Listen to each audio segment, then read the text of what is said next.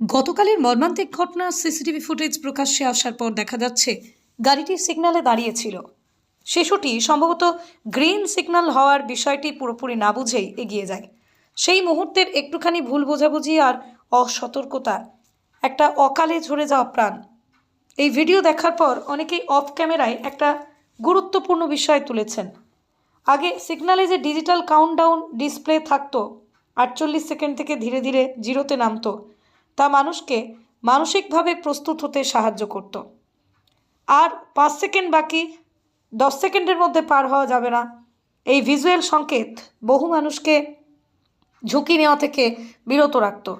প্রত্যক্ষদর্শীদের মতে যদি ওই দিন ডিসপ্লেতে স্পষ্টভাবে দেখা যেত আর কয়েক সেকেন্ড বাকি, তাহলে হয়তো শিশুটি রাস্তা পার হওয়ার ঝুঁকি নিত না, হয়তো আজ ছবিটা অন্যরকম হতো।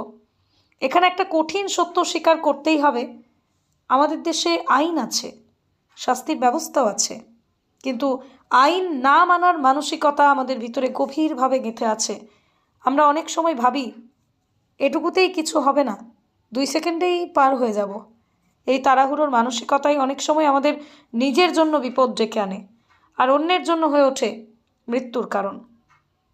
তেমনই গুরুত্বপূর্ণ সিস্টেম আপগ্রেড, পুলিশের ভূমিকাও যেমন গুরুত্বপূর্ণ, তার সঙ্গে এটাও গুরুত্বপূর্ণ। শুধু দোষ খোঁজা নয়, ডিজিটাল কাউন্টডাউন সিস্টেমের মতো বাস্তবসম্মত পরীক্ষিত ব্যবস্থা ফিরিয়ে আনা এখন সময়ের দাবি। আমাদের এই ভিডিও প্রতিবেদন কোনো সংস্থা বা ব্যক্তিকে কাঠগড়ায় কিন্তু দাঁড় করানোর জন্য নয়, কিন্তু আমাদের এডিটর শেখ নওশাদ হোসেন বিভিন্ন গাড়ি চালক, পথচারী, এমনকি সরকারি অফিসের কর্মীদের সাথেও কথা বলে যা বুঝেছেন। অফ ক্যামেরায় অনেকেই এক বাক্যে বলছেন আগে ব্যবস্থাটাই বেশি কার্যকর ছিল। এই ঘটনা আমাদের একটাই কথা মনে করে দেয়, দুর্ঘটনা শুধু ভুলের ফল নয়, দুর্ঘটনা অনেক সময় সিস্টেম, তাড়াহুড়ো, অসচেতনতার যোগফলে। একটা শিশুর প্রাণ আর ফিরে আসবে না, কিন্তু যদি এই ঘটনার পরেও আমরা সিস্টেম না বদলাই, মানসিকতা না বদলাই, তাহলে আমরা আসলে পুরো দুর্ঘটনার জন্য মাটিই তৈরি করে রাখছি। এটা দোষারোপের পোস্ট নয়, জীবন বাঁচানোর জন্য প্রশ্ন তোলার পোস্ট। খবরটি ভালো লাগলে অবশ্যই আমাদের চ্যানেলটি ফলো, খবরটি শেয়ার করে পাশে থাকুন। আপনারাই আমাদের প্রেরণা ও শক্তি। আপনারা দেখছেন খবর আরামবাগ, যে কথা কেউ বলে না, আপনার পাশে, আপনার সাথে। আমি এই টাইমের ভেতর আমাকে পার হতে হবে, এরপরেই আমার রেড সিগন্যাল আসবে। কিন্তু অ্যাকচুয়ালি দেওয়া হয় আমাদের ইয়োলো হয়তো 1 সেকেন্ড থেকে 2 সেকেন্ড, তার ভেতরে রেড করে দেওয়া হয়। এটা সম্পূর্ণ উল্টো করা দরকার। মানুষের অ্যাটেনশনটা তখনই আসবে যে আমার এর ভেতরেই আমার গাড়িটাকে বের করতে হবে। গতকালে একটা অ্যাক্সিডেন্ট হয়েছে, মর্মান্তিক দুর্ঘটনা, বাচ্চাটা মারা গেল।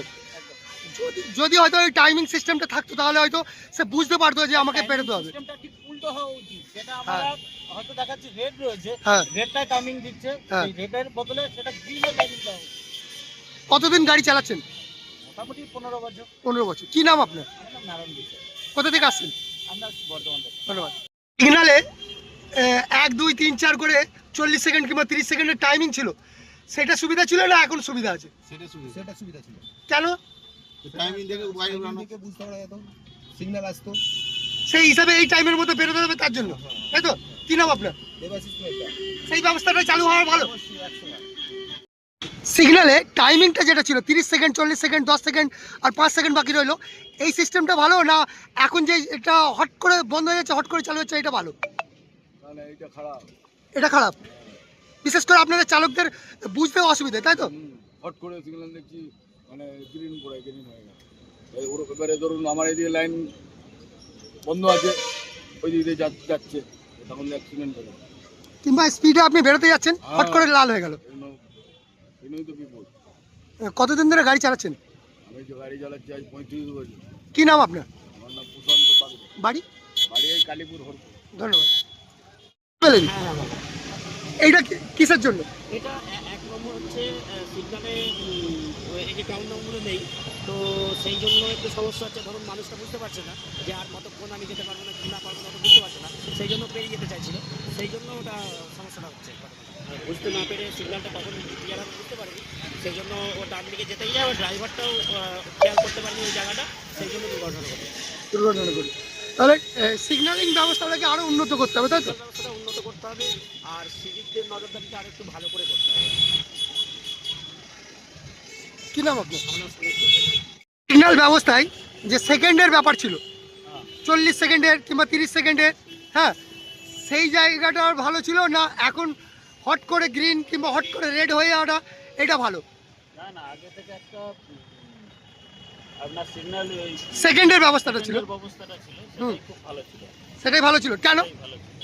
সেটাই আগে থেকে রেডি হয়ে থাকা যেত যে 2 সেকেন্ড আছে কি 5 সেকেন্ড আছে, গাড়িটা ছাড়তে হবে কি দাঁড়াতে হবে, তাতে দুর্ঘটনা ঘটার সম্ভাবনাটা কম ছিল, কম ছিল, দুর্ঘটনা এড়িয়ে যাওয়া যেত। এড়িয়ে যাওয়া যেত। কতদিন এই লাইনে কতদিন? এই লাইনে আছি 12-13 বছর, 12-13 বছর। শুধু কি পশ্চিমবঙ্গে চালিয়েছেন না অন্য কোথাও? পশ্চিমবঙ্গে চলে। পশ্চিমবঙ্গে চালিয়েছেন। কি নাম আপনার? সোমনাথ বটকালী। ধন্যবাদ। যে বিগত কয়েকদিনে বেশ কয়েকটা ঘটনা ঘটেছে যেটাতে মৃত্যু পর্যন্ত হয়েছে। গতকালকের ব্যাপারটাও সিসিটিভি প্রকাশ্যে এসছে, সেখানেও দেখা গেছে যে বাচ্চাটা খেয়াল করেনি, এগিয়ে গেছে, সিগন্যাল হয়েছে, গাড়ির চালক এগিয়ে গেছেন, কোনো রকমভাবে একটা দুর্ঘটনা হয়েছে যেটাতে পরবর্তীকালে বাচ্চাটা মারা গেছে। 3-4 মাস আগে আমরা দেখতাম যে সিগনালে ঘড়ির টাইমিংয়ের মতো সেকেন্ডের মতো কিছু 40 সেকেন্ড কিংবা 45 সেকেন্ডের একটা টাইমিং থাকতো, সেটা আস্তে আস্তে কমে আসতো, তারপর জিরো হওয়ার পরে গ্রিন হতো, তারপরে মানুষ এগিয়ে যেত। সেই ব্যবস্থাটা ভালো ছিল না এই ব্যবস্থাটা ভালো? না, আগে যে টাইমিংটা ছিল ওটাই ভালো ছিল, মানুষ সচেতন হয়ে যেত যে আমার আর 2 সেকেন্ড আছে কি 30 সেকেন্ড আছে দাঁড়িয়ে আর যাবো না, সেটা করলেই ভালো হয়। প্রশাসনের কাছে অনুরোধ করবো যেন টাইমিংটা করে দেয়, তাহলে মানুষের সচেতনতা আরও ভালো থাকবে।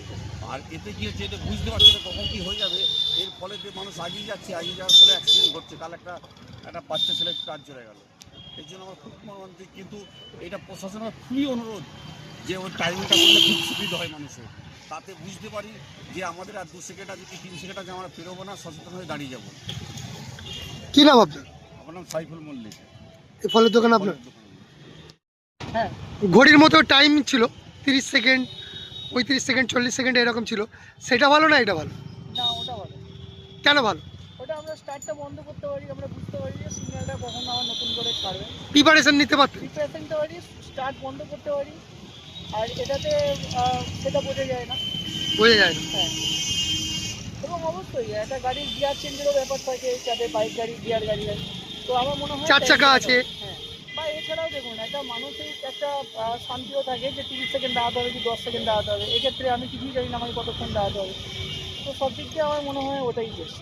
আর কোথাও কি যে মনে হয় যে মানুষকে আরও সচেতন হতে হবে কিসের জন্য? এই দুর্ঘটনা কমাতে গেলে? অবশ্যই মানুষের সচেতনতাই তো মেন। আইন শুধু থাকলে তো হবে না। আইনের কাজ করবে, হ্যাঁ। প্রশাসন হেল্প করবে আইনটা ফলো করার জন্য। মেন যে সচেতনতা সেটা মানুষের হৃদয় থেকে আসতে হবে। কি নাম আপনার? নবকুমার। কোথায় বাড়ি? আমার বাড়ি বামনি। আমরা যে বিষয়টা দেখছি, সিভিক ভলেন্টিয়ারদের দোষ ধরার হয়তো আমাদের ক্ষমতা নেই, কিন্তু আমরা কতদিন ধরে যাতায়াত করছি রাস্তায়, আমরা দেখতে পাচ্ছি ট্রাফিকের সিগন্যাল নিয়ন্ত্রণের ব্যবস্থাটা আমাদের গোলমালে লাগছে। আগে একটা টাইমিং থাকতো যেটা ধরে আমরা রাস্তা ক্রস করার সিদ্ধান্ত নিতাম, এখন বর্তমানে দেখছি কোনো টাইমিং নেই, দুদিকে লাল হয়ে দাঁড়িয়ে আছে, আমরা ঝপ করে পেরোতে গেলাম তখনই দেখলাম সিগন্যাল ছেড়ে দিয়েছে। এই কয়েকদিন আগেকার বসন্তপুরের মোড় থেকে আমি বাস স্ট্যান্ডের দিকে অভিমুখে যাত্রার পথে আমার রাস্তা, আমি যেই মুহূর্তে রাস্তা ক্রস করছি সেই মুহূর্তে সিগন্যাল ছেড়ে দিয়েছে। আমি খুব পথ দুর্ঘটনা কবল থেকে খুব নিতান্ত কপালে বরাত জোরে বেঁচে গেছি। যাতে প্রশাসন এই সিগন্যাল ব্যবস্থাটাকে সঠিকভাবে মানুষের নির্ধারিত সময়ের মধ্যে যাতায়াত করতে পারে, তার একটা ব্যবস্থা করলে খুব আমার পথযাত্রীরা খুব আশানুবাদ। টাইমিংটা অন্তত হোক, টাইমিংটা ধরে যেন রাস্তা আগে যেমন ছিল সেরকম সচল থাকে, সচল থাকে। আর বিশেষ করে রাত 9টার পরে দেখা যাচ্ছে যে সব ব্লিঙ্ক হয়ে যাচ্ছে, সব হলদে হয়ে যাচ্ছে, রেড কিংবা সবুজ ওই সব কিছু দেখা যাচ্ছে না, ওই অবস্থাতেই গাড়ি চলছে, সেইগুলোও যাতে এই অবস্থাতে তো আমরা দেখছি যে কোনো ম্যাক্সিমাম বড় গাড়ির সিগন্যাল ভায়োলেট করেই যাচ্ছে, কোনো নিয়ন্ত্রণ ব্যবস্থা রক্ষা করবার জন্য পুলিশ বা সিভিক ভলেন্টিয়ার কেউ নেই, যথারীতি তারা পেরিয়ে যাচ্ছে।